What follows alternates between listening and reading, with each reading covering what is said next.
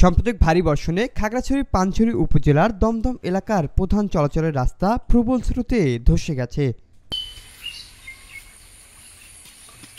উপজেলার ৩ নং পানছড়ি ইউপির ৫ নং ওয়ার্ডের দমদম একটি জনবহুল গ্রাম। এই রাস্তাটি ছিল গ্রামবাসীর একমাত্র ভরসা। ঢলের পানিতে রাস্তা ভেসে যাওয়ায় নানান দুর্ভোগ পোহাতে হচ্ছে এলাকাবাসীর। দিনের বেলায় কোনো রকম চলাচল করা গেলেও সন্ধ্যা নামার পর থেকে কোনোভাবে আর সম্ভব হয় না।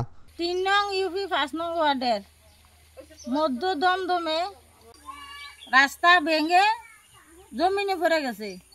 প্রয়োজনের তাগিদে স্থানীয়রা বাঁশ দিয়ে বানিয়েছেন অস্থায়ী সাঁকো, কিন্তু ঝুঁকিপূর্ণ সেই সেতু পার হওয়ার সময় আতঙ্কে থাকতে হয় নারী, শিশু ও বৃদ্ধদের।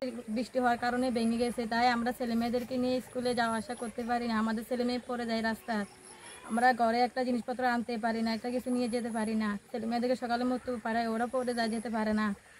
আমরা এই রাস্তাটা দিয়া অনেকদিন কষ্ট পাইতেছি। দৈনিক ৫০০ লোক চলাফেরা করে, পোলাপান ছেলেবেলে স্কুলে যায়, প্রাইভেটে যায়, আসা যাওয়ায় মাল সামানা নিয়ে যাওয়ায়, এই যে কচু চিনি, কচু, ধান, হলুদ আসা যাওয়া করতে খুব কষ্ট হচ্ছে।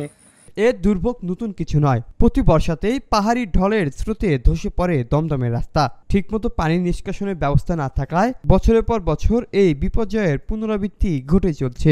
আমি এখান দিয়ে আসা যাওয়া করি, মসজিদে যাই, বড় কষ্ট হয়। তো সরকারের কাছে একটু আবেদন জানাই, রাস্তাটা করে দেয়।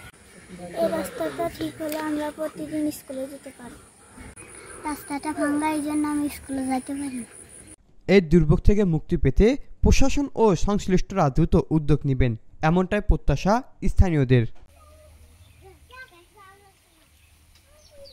Arifin moon, news desk, Asian television.